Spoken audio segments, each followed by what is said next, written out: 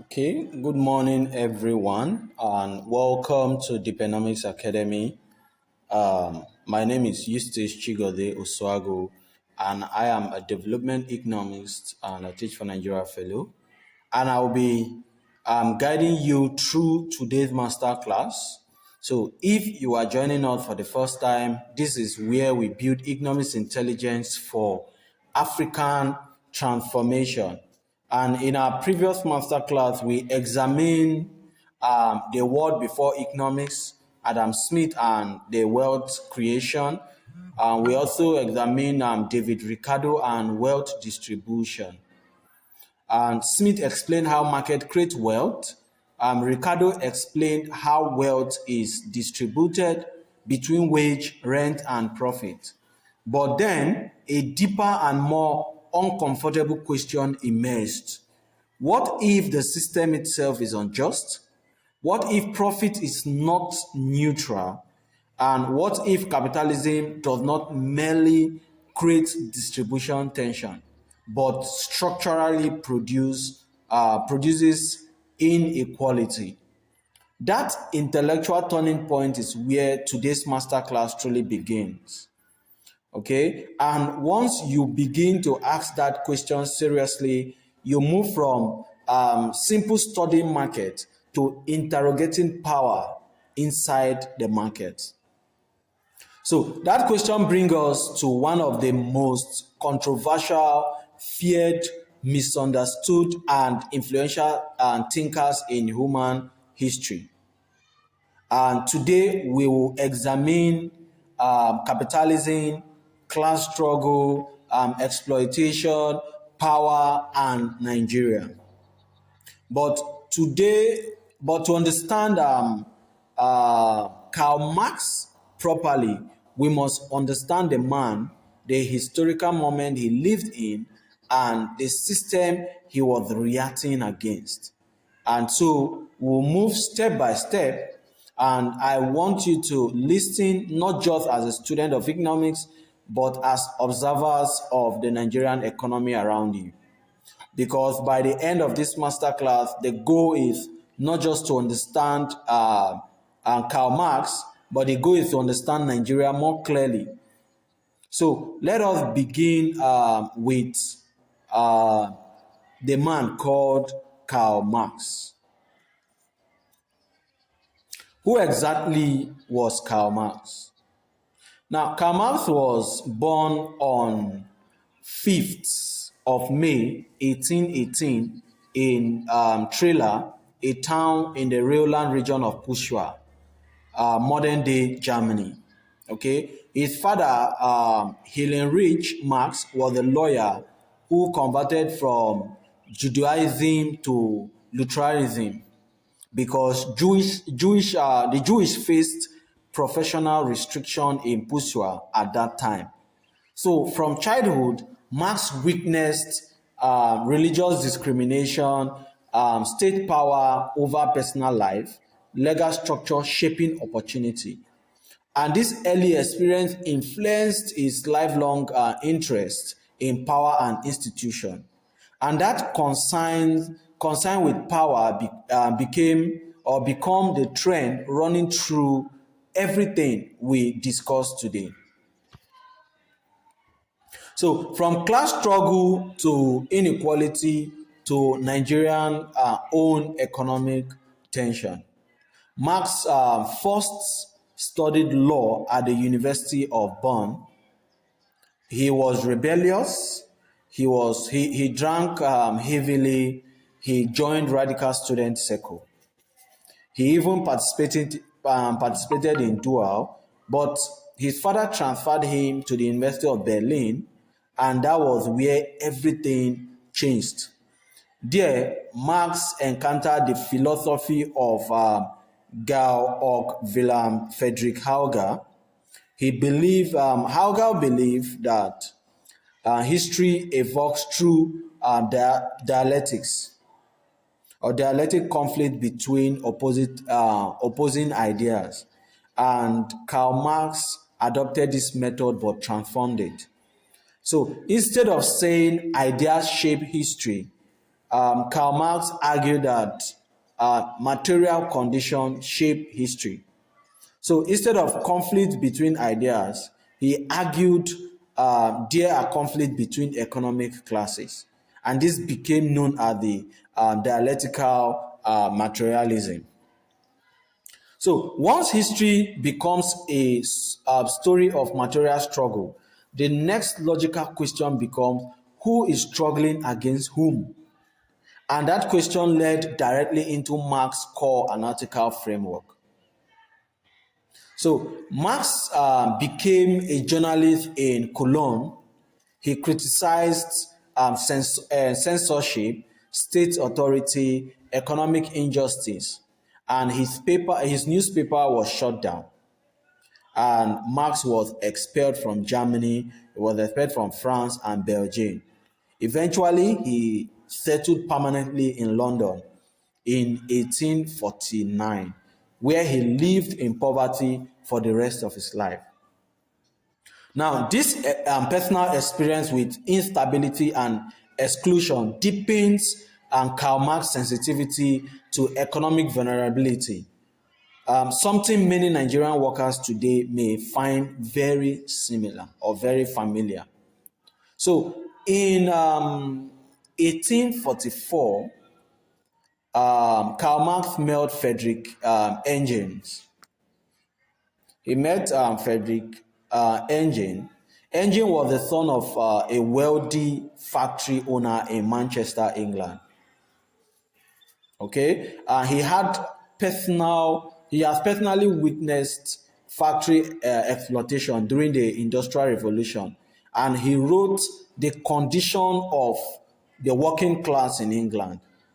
So Engels financially supported Karl Marx for decades.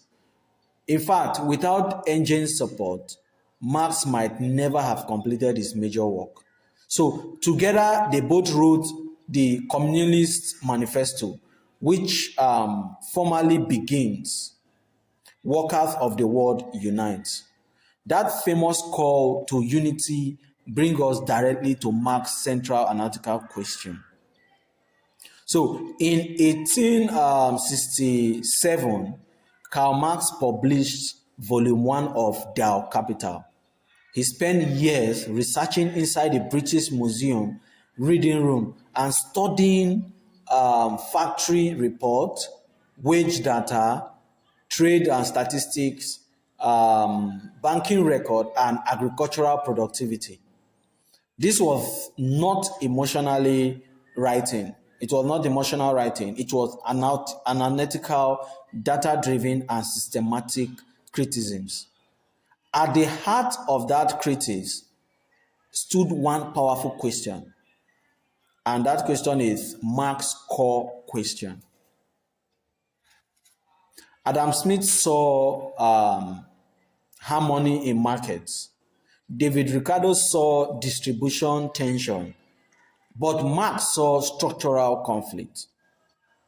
Now, Marx's radical question was, is capitalism inherently exploitative? He argued that capitalism divides society into two classes. And these two classes are what we call the bourgeoisie and the proletariat. The bourgeoisies are the owners of capital, while the proletariat are the sellers of labor. So if you own an oil company or a telecommunication firm or a large manufacturing plant or companies at all, you are a bourgeoisie. And if you sell labor as a teacher, a banker, a civil servant, a mechanic, a factory worker, and so on and so forth, you are a proletariat. So Marx was not saying individuals are evil. He argued that the structure of capitalism creates opposing interests. So employers want lower wages to maximize profit, while workers want higher wages to improve living standard. And this tension is built into the system, not caused by bad people. So once Karl Marx identified this tension, the next question becomes, Where does profit come from? Where does profit come from? Now, let us simplify this clearly.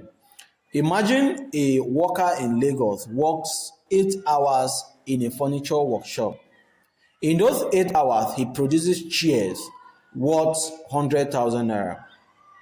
Okay. Now, but he's paid 25,000 naira. He produces chair worth 100,000, but he's being paid 25,000 naira.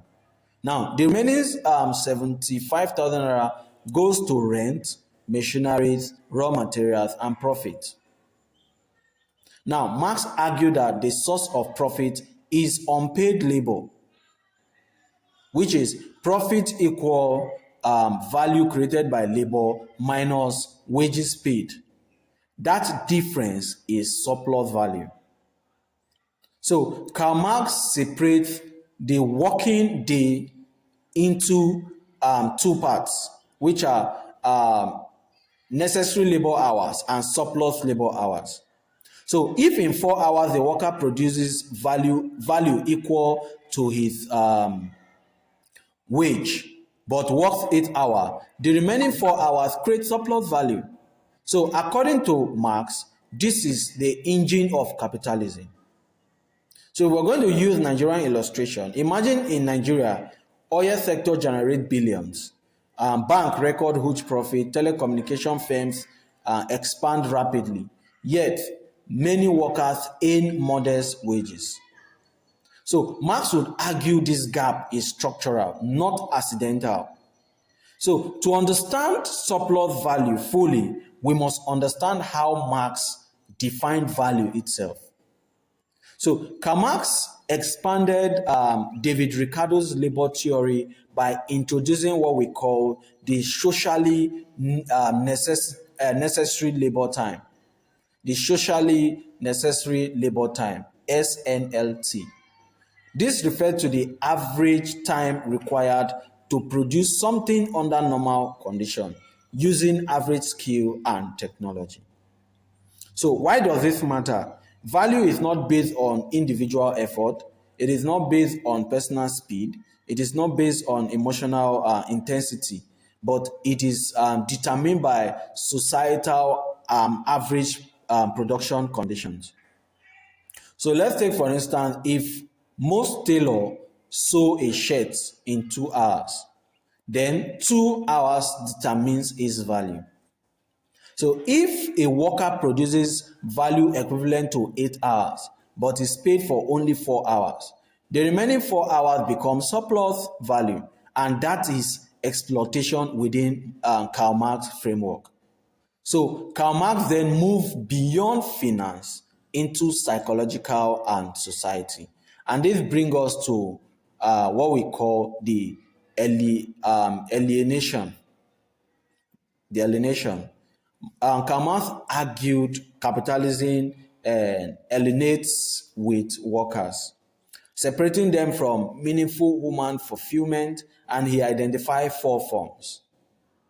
Alienation from products, that is one. It means that workers do not own what they produce. Now, let's take, for instance, a factory worker produced goods they cannot afford. Oil workers do not benefit from oil wealth. And two, we have alienation from production process.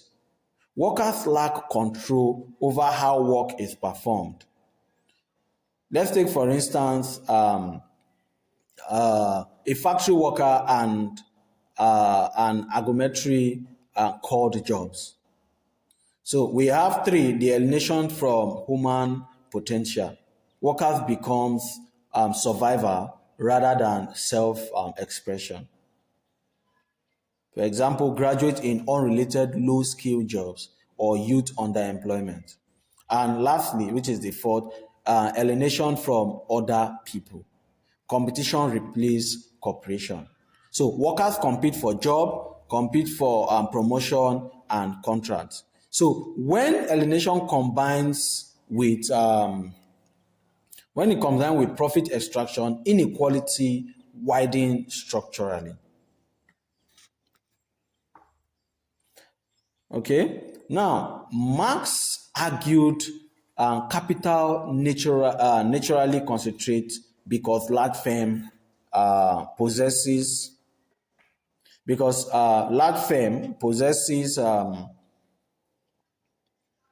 better technology, access to finance, economies of scale, and political influence.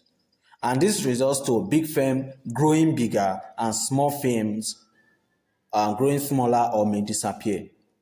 So in reality, Nigerian reality shows dominant banks, dominant oil firms, dominant telecommunication giants, and Marx called this the concentration and centralization of capital.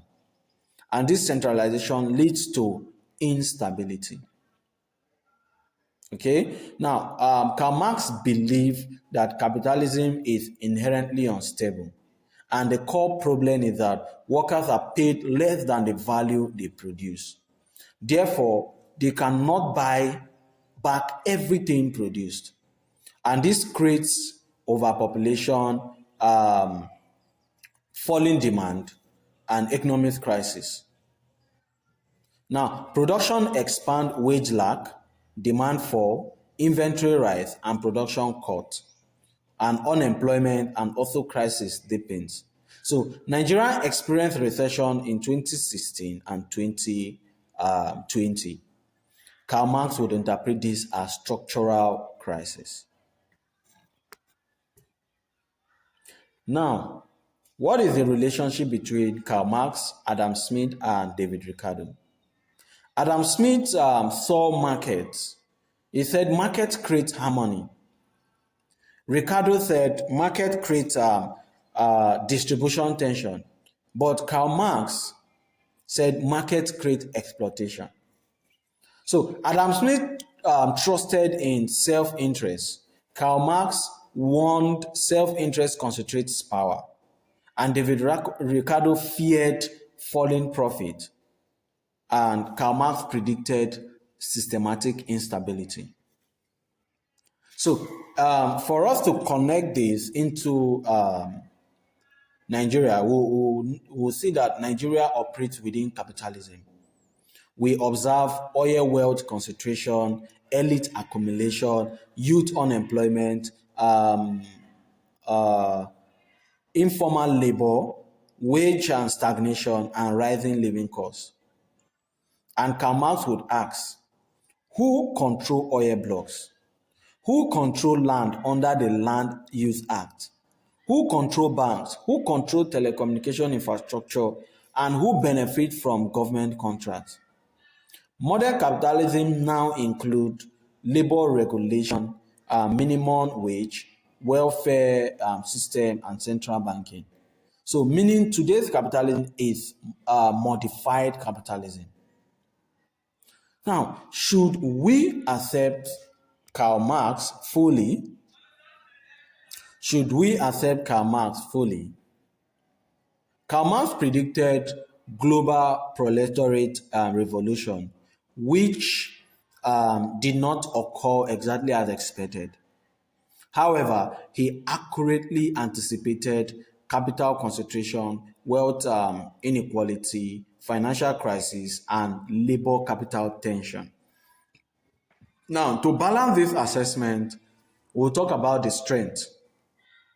And the strength for this are structural inequality analysis, insight into capital concentration, warning against instability, and focus on economic power. Now, what are the limitations? The limitations are timing to collapse, underestimation of reform, limited entrepreneurial role, and insufficient innovation analysis. So serious economists study Karl Marx critically, neither blindly nor dismissively. Okay, so Karl Marx forces us to understand. Karl Marx forces us to understand or to ask questions like: is growth enough, or must growth be just? Is profit neutral, or does it reflect power?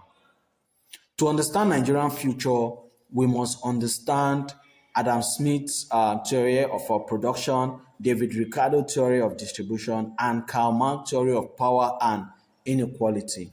So together they form the foundation of modern economics. Thank you for joining the Dpenomics Academy. If this section expanded your thinking, subscribe, like, and share. On our next masterclass, we're going to discuss the man called John Maynard Keynes, the economics who tried to save capitalism from collapse, and the evolution continues. So this is the Dpenomics Academy, where we make economics simple and practical. See you in our next class.